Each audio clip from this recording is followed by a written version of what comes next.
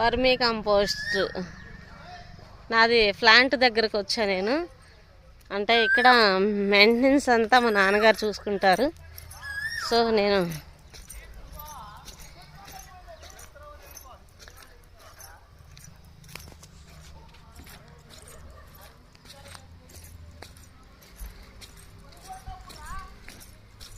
నాది own manufacturing అండి. ఇది చూసారు కదా, ఓన్ మ్యానుఫ్యాక్చరింగ్ అనమాట ఇదంతా. అంటే ఇందాక సైట్లో ఉన్నాను కదా, ఓపెన్ ప్లాట్లు వెంచర్స్ ఉన్నాయని చెప్పాను కదా. సో ఇది కూడా నాది ఓన్ ప్రాజెక్టే. నేను వర్మీ కంపోస్ట్